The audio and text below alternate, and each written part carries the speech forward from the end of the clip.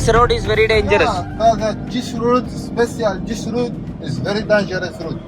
Every time I have accident. Every time. Cow ಹಸು ಬಂತು.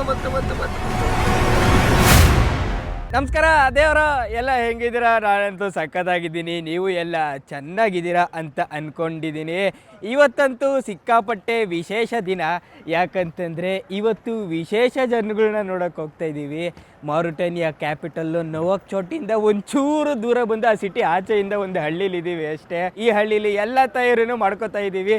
7 ದಿನಕ್ಕಾಗೋ ಅಷ್ಟು ಹಣ್ಣು, ತರಕಾರಿ, ಆಹಾರ ಎಲ್ಲ ನಮ್ಮ ಗಾಡೀಲಿದೆ.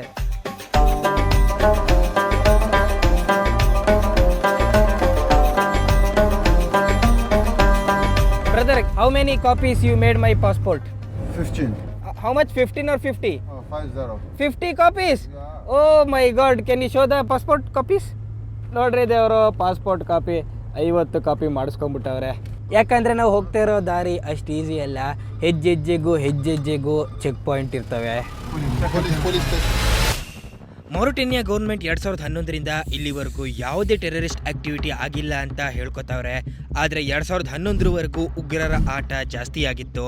ಚಾಕು ಗನ್ ತೋರಿಸಿ ಕಳ್ತನ ಮಾಡೋದು, ಕಿಡ್ನಾಪ್ ಮಾಡೋದು ತುಂಬ ಕಾಮನ್ ಆಗಿಬಿಟ್ಟಿತ್ತು. ಆದರೆ ಈಗ ಎಲ್ಲ ನಿಲ್ಲಿಸ್ಬಿಟ್ಟಿದ್ದೀವಿ ಅಂತ ಇವರ ಸರ್ಕಾರ ಹೇಳಿದ್ರು ಸಹ ಬೇರೆ ಎಲ್ಲ ದೇಶಗಳು ಈ ದೇಶಕ್ಕೆ ಹೋಗಬೇಡಿ ಅಂತ ಕೂಗಿ ಹೇಳ್ತಾವ್ರೆ.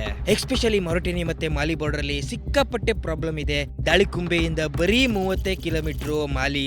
ಅನ್ಫಾರ್ಚುನೇಟ್ಲಿ ನಾವು ಅದೇ ಜಾಗಕ್ಕೆ ಹೋಗ್ತಾ ಇದ್ದೀವಿ.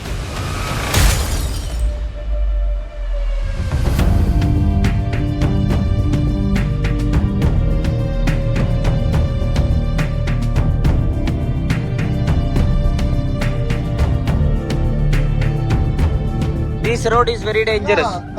This road special. This road is very dangerous road. Every time I have accident. Every time. Cow ಹಸು ಬಂತು. This is camel meat? Yeah.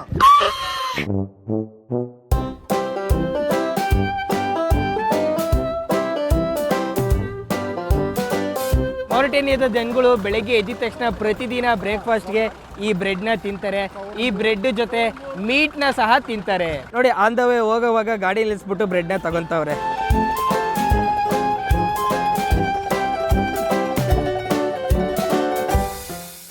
ದೇವರು ನೋಡ್ರಿ, ಮಾರಿಟೇನಿಯಾ ಹಳ್ಳಿಯ ಬಟ್ಟೆ ಅಂಗಡಿ ಹೆಂಗಿದೆ ಅಂತ.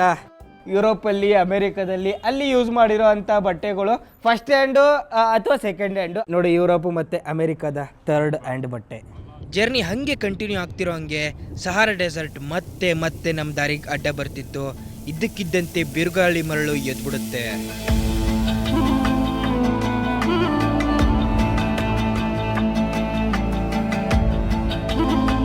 ಇಲ್ಲಿರೋ ಜನಗಳು ಈ ವೆದರ್ಗೆ ಸಿಕ್ಕಾಪಟ್ಟೆ ಅಡ್ಜಸ್ಟ್ ಆಗ್ಬಿಟ್ಟವ್ರೆ. ಆದರೆ ಹೊಸ ಜನ ಇಲ್ಲಿ ಬಂದರೆ ಅವರಿಗೆ ಈ ವಾತಾವರಣ ತುಂಬ ಕಷ್ಟ ಆಗಿ ಉಸಿರು ಕಟ್ಟೋ ವಾತಾವರಣ ಸೃಷ್ಟಿಯಾಗತ್ತೆ.